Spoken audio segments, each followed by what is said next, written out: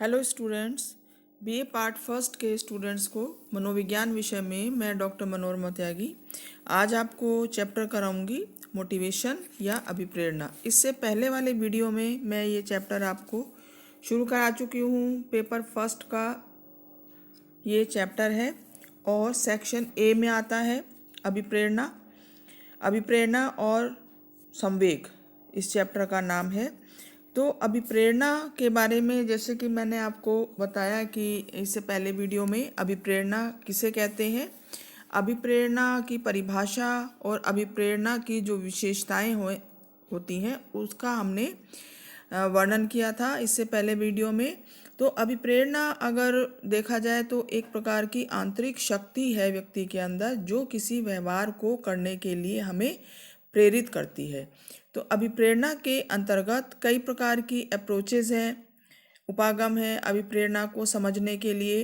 अर्थात अभिप्रेरणा का जो व्यवहार है उसमें कई तत्व भी इसको कह सकते हैं शामिल हैं, जिसमें जो पहला है वो है आवश्यकता, अंतर्नोद और प्रलोभन, नीड, ड्राइव एंड इंसेंटिव। तो अभिप्रेरणा जो है वो किसी आवश्यकता से उत्पन्न होती है। शरीर में बहुत तरह की आवश्यकताएं होती हैं, भोजन, पानी, यौन, हवा, नींद, ये आवश्यकताएं हैं जिनकी संतुष्टि जो है वो बहुत आवश्यक है। और जब ये आवश्यकता उत्पन्न होती है शरीर में तो व्यक्ति कोई ना कोई कार्य करने के लिए प्रेरित होता है। तो प्रेरणा की जो उत्पत्ति है वो किसी न किसी आवश्यकता के द्वारा होती है। ये देखा गया है कि जब प्राणी को इन आवश्यकताओं से वंचित रखा जाता है तो प्राणी की क्रियाशीलता बढ़ जाती है। मतलब जब जैसे भूख की आवश्यकता है, भोजन की आवश्यकता है, तो उससे भोजन प्राप्त करने के लिए जो प्राणी है उसकी क्रियाशीलता बढ़ जाती है। बोरिंग और उसके साथियों ने एक अध्ययन किया और उन्होंने कहा कि आवश्यकता शरीर की कोई ज़रूरत या अभाव है। जैसे पानी की कमी हो जाती है शरीर में तो प्यास की आवश्यकता उत्पन्न होती है। इसी तरह से अगर थकान हो जाती है व्यक्ति के शरीर में तो नींद की आवश्यकता उत्पन्न होती है। तो अलग अलग प्रकार की आवश्यकता उत्पन्न होती है, क्योंकि कोई भी जब कमी शरीर में होती है तो व्यक्ति के अंदर जो है वो आवश्यकता जो उत्पन्न होती है उससे शरीर में असंतुलन उत्पन्न होता है और इस तनाव की अवस्था में व्यक्ति ऐसा व्यवहार करने की कोशिश करता है जिससे उस आवश्यकता की पूर्ति हो जाए और वो जो असंतुलन है वो समाप्त हो जाए। तो हल ने ये कहा 1947 में कि अंतर्नोद व्यवहार को ऊर्जा प्रदान करता है। ड्राइव या प्रेरक जिसको कहते हैं वो शरीर में एक ऐसी स्थिति उत्पन्न करता है जिससे कि आवश्यकता उत्पन्न होती है, परंतु वह व्यवहार को दिशा प्रदान नहीं करता। व्यवहार को दिशा वो आदतें प्रदान करती हैं जो हम सीखते हैं किसी परिस्थिति में रहकर। तो उनका कहना था, बोरिंग का कहना था कि अंतर्नोद या ड्राइव प्रेरक जो है शरीर की एक आंतरिक क्रिया या दशा है जो एक विशेष प्रकार के व्यवहार के लिए प्रेरणा प्रदान करती है। जैसे भूख एक दशा है, प्रेरक है, जो हमें किसी व्यवहार को करने के लिए हमें शक्ति प्रदान करती है या हमें प्रेरित करती है। हिलगार्ड और बोवर ने आवश्यकता, अंतर्नोद और प्रलोभन, इंसेंटिव, उनमें अंतर किया है। आवश्यकता जो है वो अंतर्नोद या प्रेरक को जन्म देती है, ड्राइव को जन्म देती है। अंतर्नोद बढ़े हुए तनाव की वह दशा है जो कार्य और आरंभिक व्यवहार के लिए हमें प्रेरित करती है। और जो बाह्य वातावरण की वह कोई भी वस्तु वो उद्दीपन कहलाती है जो आवश्यकता को संतुष्ट करती है और इस प्रकार की क्रिया के द्वारा अंतर्नोद को कम कर देती है। उदाहरण के लिए भूख अंतर्नोद के लिए भोजन जो है वो प्रलोभन है। भूख एक अंतर्नोद है जो कि भोजन की कमी के कारण, आवश्यकता के कारण उत्पन्न होती है और भूख अंतर्नोद के लिए भोजन जो है वह प्रलोभन है, क्योंकि भोजन से भूख का जो अंतर्नोद है या ड्राइव है या प्रेरक है वो संतुष्ट होता है। इसी प्रकार से पानी और यौन अन्य उद्दीपकों की सहायता से उदाहरण दिए जा सकते हैं।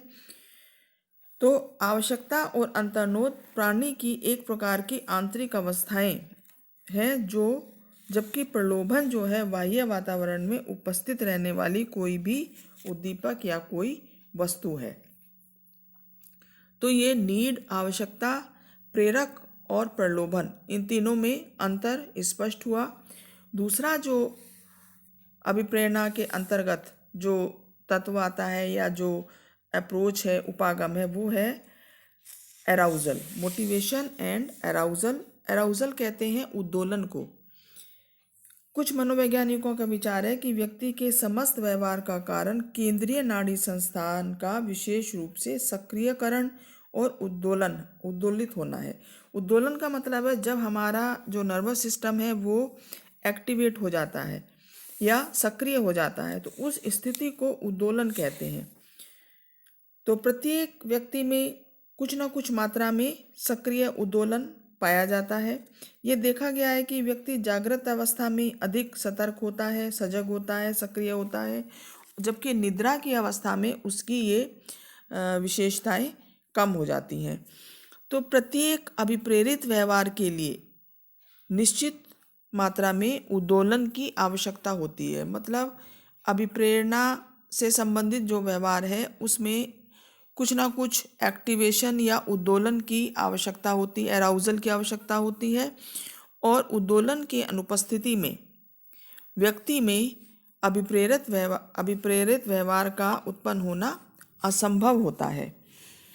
तो प्राणी जो है विशिष्ट दिशा में व्यवहार विशिष्ट संकेतों के कारण करता है।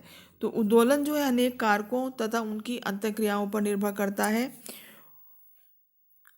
लक्ष्य प्राप्ति में जो बाधक उद्दीपक होते हैं अथवा व्यक्ति के लिए महत्वपूर्ण या सार्थक उद्दीपक उसके उद्दोलन को बढ़ा देते हैं। मतलब जिन वस्तुओं से उसकी आवश्यकता पूरी होती है उसे प्राप्त करने के लिए जो एराउजल है, वो जो उद्दोलन है वो बढ़ जाता है। सक्रियकरणवादी मनोवैज्ञानिकों का विचार है कि भिन्न भिन्न कार्यों के लिए भिन्न भिन्न स्तर के उद्दोलन की या सक्रियकरण की आवश्यकता होती है। उद्दोलन स्तर और व्यवहार कुशलता को यदि ग्राफ में प्रदर्शित किया जाए तो उल्टे यू के अक्षर के समान वक्र प्राप्त होता है।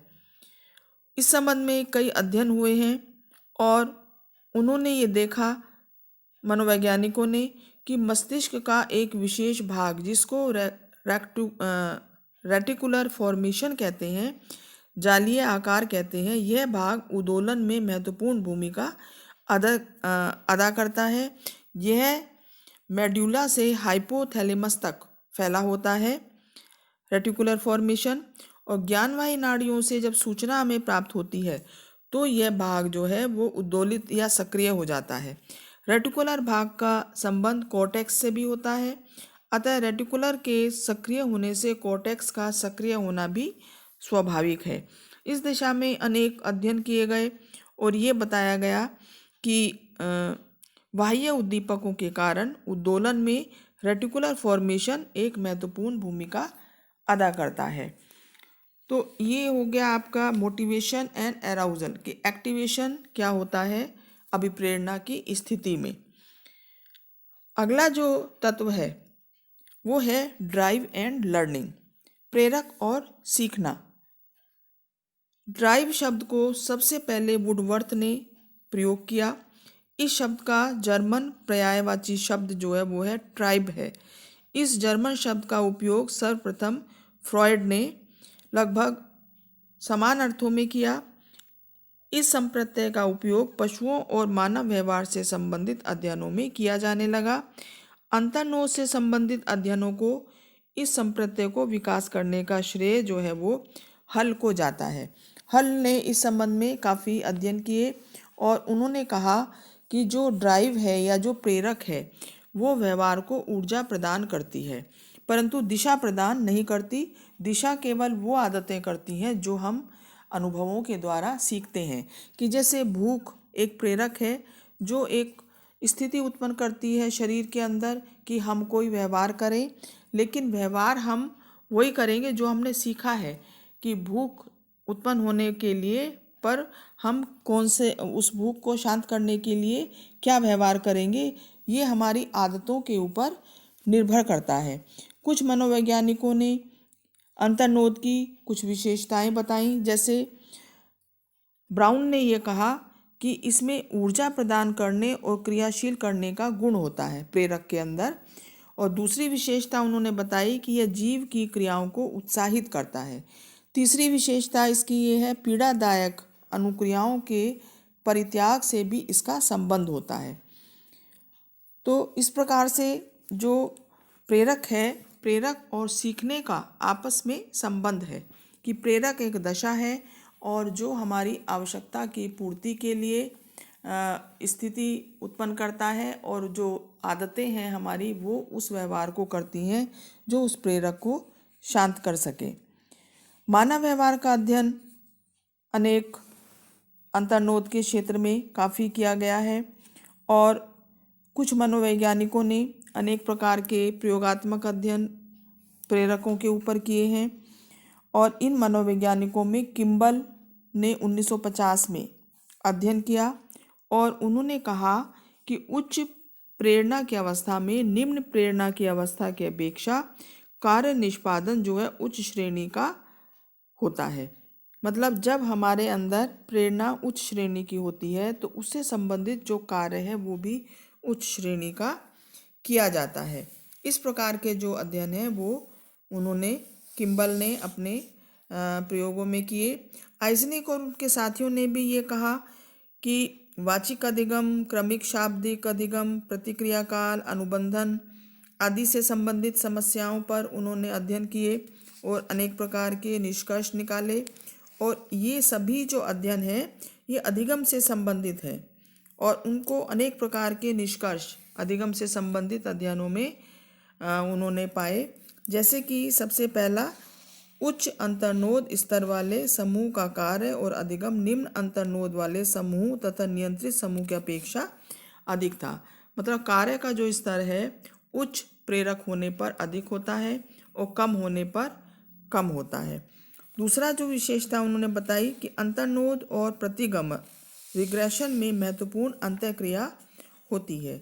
तीसरा विशेषता बताया कि अंतर्नोद और फिक्सेशन कोई अंतःक्रिया नहीं होती और वाचिक अधिगम के क्षेत्र में अंतर्नोद और रेजिग्नेशन में महत्वपूर्ण अंतर्क्रिया होती है। पांचवा उन्होंने कहा कि वाचिक अधिगम के क्षेत्र में अंतर्नोद और आक्रामकता प्रवृत्ति में महत्वपूर्ण अंतर्क्रिया होती है। तो इस प्रकार से काफ़ी अध्ययन किए गए अभिप्रेरणा के संबंध में। और अभिप्रेरणा से संबंधित जो अनेक संप्रत्यय हैं जैसे प्रेरक, ड्राइव, इंसेंटिव, नीड और एराउजल के ऊपर अनेक अध्ययन किए गए और ये देखा गया कि प्रेरणा जो है वो किस प्रकार से इन सभी संप्रत्ययों से संबंधित है। और इन अध्ययनों के आधार पर प्रेरणा के क्षेत्र में अनेक आगे अध्ययन हुए। और आज के समय में भी मोटिवेशन जो है वो ऐसा क्षेत्र है जिस पे सबसे अधिक जो है वो प्रयोगात्मक अध्ययन आज के समय में भी किए जा रहे हैं। तो स्टूडेंट्स, मैं समझती हूँ आज ये आपको टॉपिक समझ में आ गया होगा कि अभिप्रेरणा उससे संबंधित अप्रोचेस कौन कौन सी हैं। तो नेक्स्ट वीडियो में नेक्स्ट टॉपिक के साथ फिर मिलते हैं student. Thank you so much students.